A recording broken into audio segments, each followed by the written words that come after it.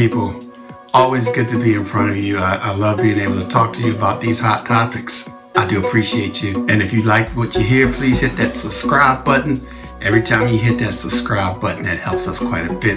Today, I'd like to talk a little bit about, again, continuing the daily discussion about the Trump administration and the Trump government. The Trump administration, aided by the Republican Party, the world's largest white supremacy group in America, home for people like the Proud Boys and the Oath Keepers and the KKK.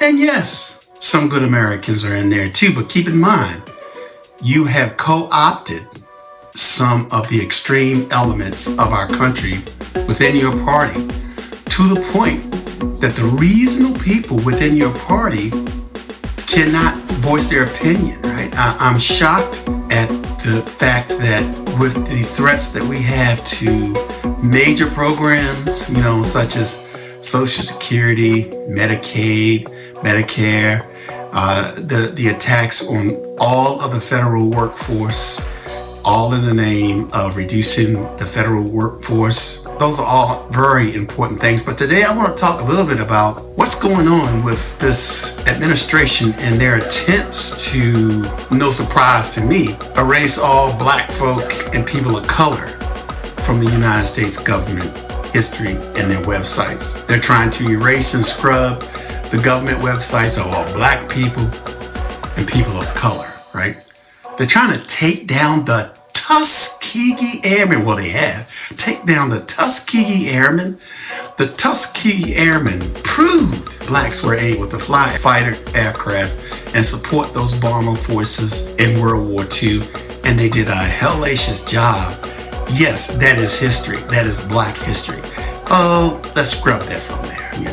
They want to take down Sergeant William Carney, the first black Medal of Honor winner. I just don't know what to say about that, They want to remove the Navajo code talkers. Well, they have removed the Navajo code talkers from the Pentagon website. They just happen to be people of color. And, what I say to you who are in the party that practices white supremacy or practice white isolation, you guys gotta wake up. You gotta wake up to this, man. Somebody do. The reason why I say that is that there are many excellent people out there of all colors, including white folk. There are many excellent people out there.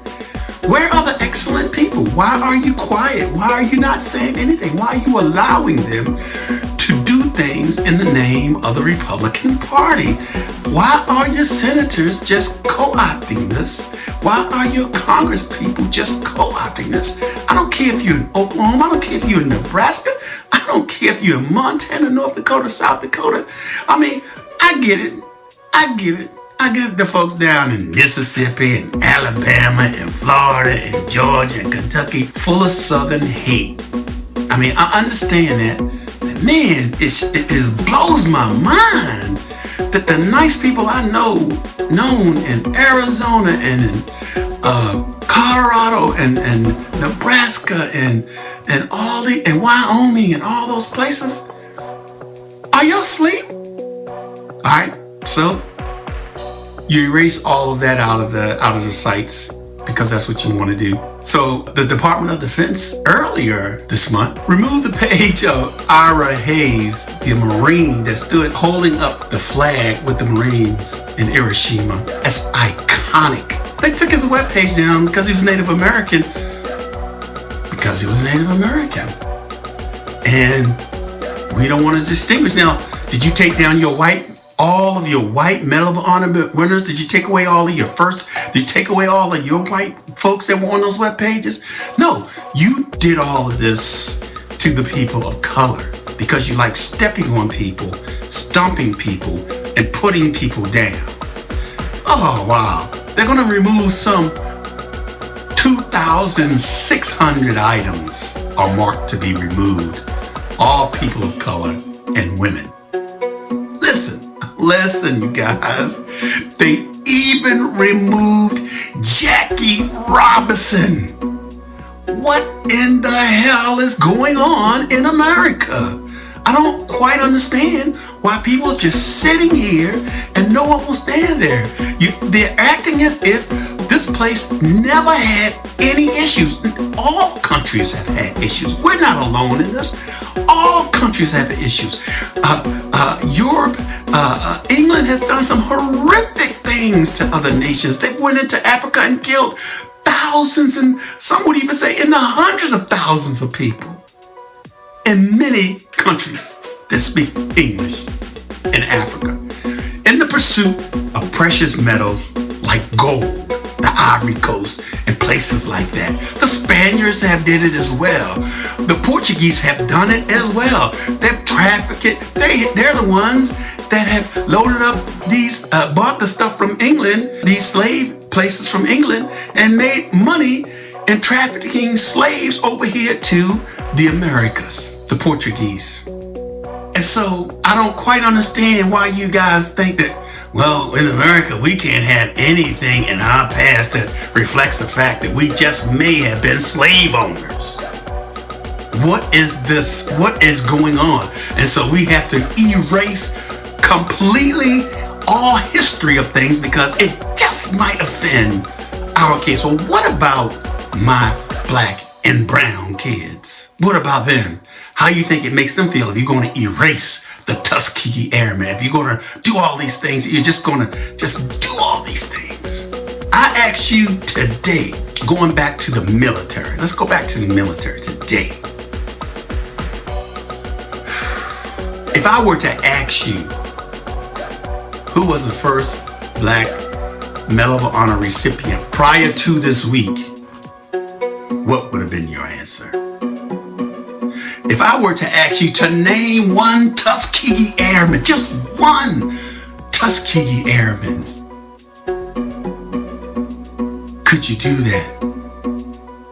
If I were to ask you to name, or if I were to ask you, who is General Chappie James? What would be your answer to that question? Well, you'll never know now. You get on Google and you start searching all this stuff, but it was on our military pages. You could find all these things out. That information was readily available, and the military was proud of the heritage of all of its people, not just those people that were white, but they were proud of all these people. Everyone that stand before them, they were proud of them. I'm getting sick and tired of you using DEI as a reason to discriminate against everybody. I get it. What the hell is DEI? I get that. You know, I understand that, your premise of that, but don't use it to discriminate against me. Don't use it to discriminate against me. Don't take DEI and say, I'm going to take everything that you've worked for and everything that you're proud of, and I'm going to say that it's non-existence, it's empty, it's void, it's nothing. It doesn't need to be in the history books. It doesn't need to be taught in schools. It doesn't need to be done any of that. I'm taking all of that out of our history books. I was a proud military member in the United States Air Force. I served my time. I served my country. I stood up there and took the oath to the Constitution. If I had it all over to do again, I would do that. I was proud of my military service. I was an outstanding airman, and I have many awards. If I were to walk you through my office today and take a look at all the accolades and all the awards that I have on my window, you would understand that yes, this guy is somebody. Yeah, this guy was something special when he was in the military. If I were to take you through and walk you through that and show you all the things that I did in defense of the United States of America. But all of that now, back in those days, we had presidents like Ronald Reagan. Back in those days, we had presidents like Daddy Bush, George Bush, the senior one. We had presidents like that stood tall against those dictators and communist countries that we had in the world and were absolute believers in democracy. I just don't know what to say today because we have raised up a generation of folks that have been swiping these phones and getting all of their information off the internet or from TikTok or YouTube or Facebook or whatever it might be. They haven't opened up any history books. They haven't went to these museums and saw these things. They haven't done all the things that you need to do. But I just want to talk just a little bit more about the military and about that.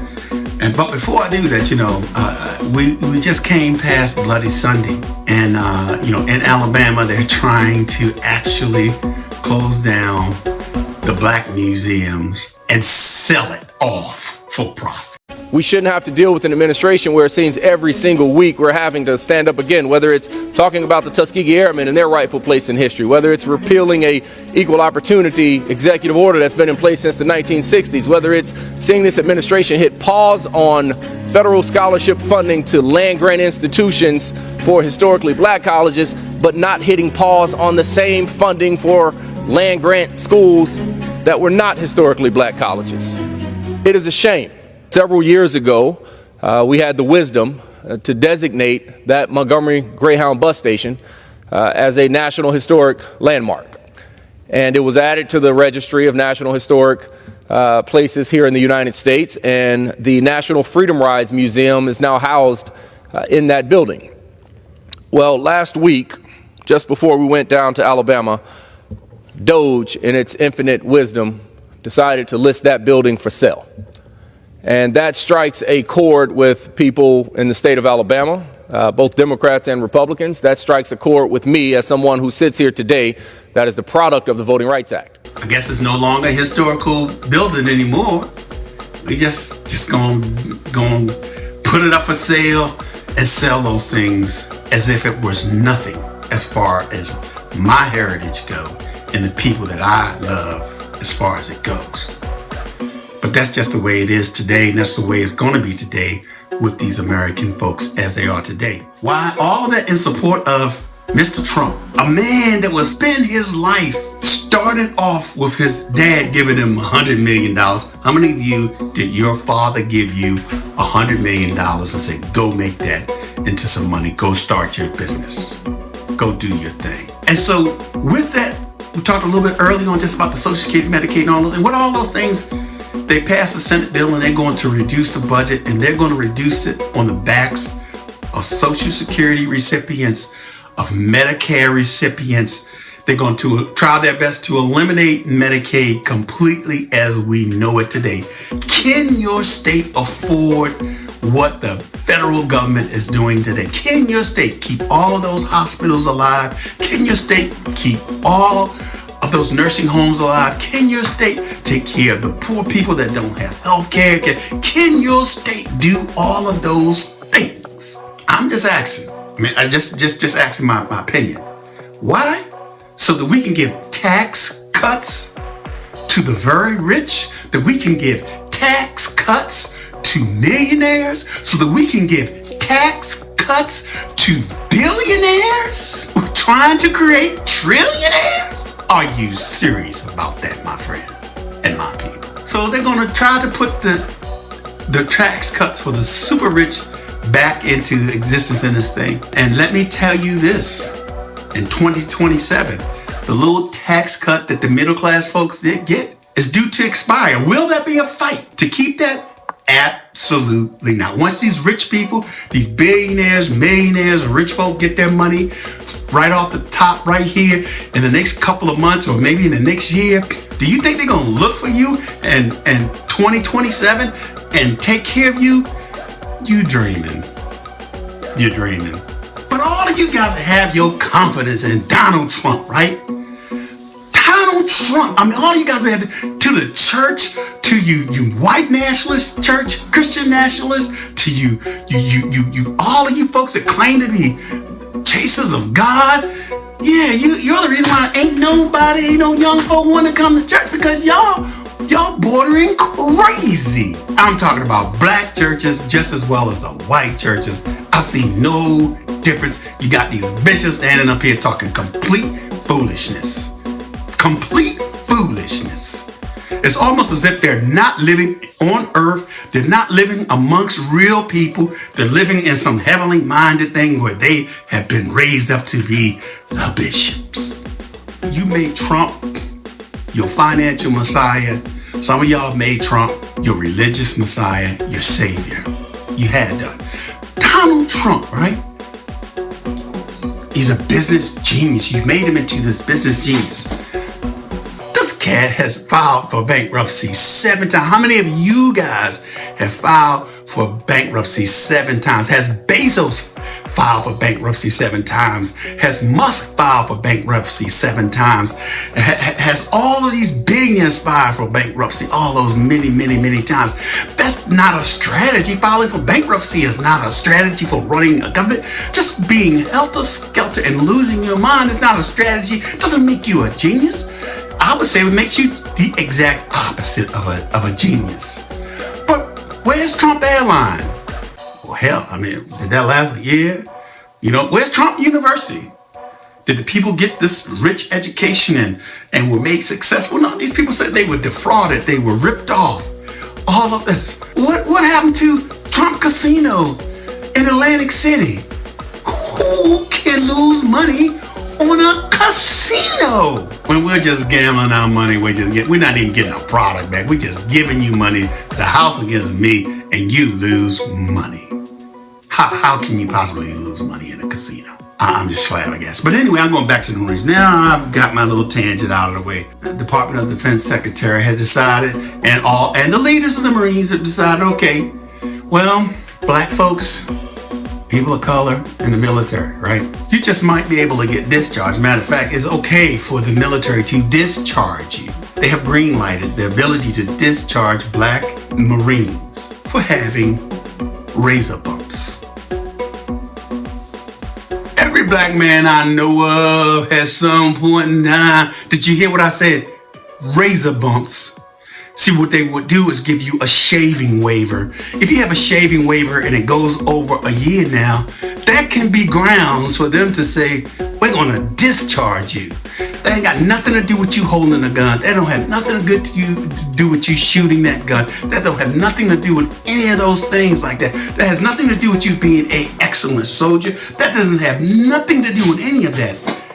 But it is a way, since the military makes up 16-17%, is made up of 16-17% of black folk, and 66-67% of the black men have razor bumps. There's a good way to get those men out of the Marines.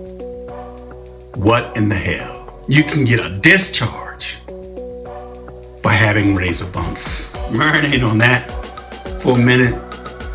Think about that for a minute. I'm not talking about you having an injury. I'm not talking about you being a disciplinarian and you've had problems. You're just running around doing the wildest stuff. You just have, if you get shaving bumps, you get razor bumps from shaving with a single edge or a double edge razor. It gives you bumps over time. I'll tell you what, maybe it's time for Donald Trump to send his kids to the military. Maybe it's time for all of these senators to send their kids to the military. Maybe it's time for every congressperson to send all of their children to. Maybe it's time for all these white folk that's talk all this trash. Make that percentage up. It's time for maybe all of y'all, maybe all the brown folks, maybe all of my Mexican folks, maybe all my Latin, all my Spanish speaking folks should just get out. Maybe all the women should get out. Maybe let's see what happens with all you white men running this. Let's see. First of all see if you can find them that will actually fight for their country. Let's see if you can find them. Or will they have bone spurs in their feet and they can't serve? Maybe it's time to put the draft back on. Put those white kids in the doggone military. Make them serve their country just like all voluntary service people serve their country. All of these proud Marines, I am totally offended. I am totally offended that the generals would allow this. I know you can't argue sometimes with the DOD and the Secretary of Defense, but stand up. You know, they say some language like, but we're going to do our best to retain and work with all of the doggone black men who have raised bumps. They're going to do their very best to make sure that the people are treated and they can overcome these things. Where are we in America today, man? Where are we in America today? I'm fired up. If you like what we say, hit that subscribe button. We have something that we're going to do very soon. And we're going to be in front of you, and this will be outside, and you bet we got some good stuff for you. It's time now, all of us that are willing to fight, all of us that are willing to die for our country, it's time for all of us to stand up, be proud, be tall. Not just the Proud Boys, not just the oath keepers, but those people that want to protect. And I say to all those people trying to protect that not stand for freedom with the world anymore. We just have because right now we don't have any clue. We can't expect the Department of Justice. We can't expect the FBI. We can't expect any of those folks to do what they're supposed to do as far as the Constitution goes. You guys have an excellent weekend. We're going to be back at you on Monday. Y'all have a great weekend. It's been a pleasure.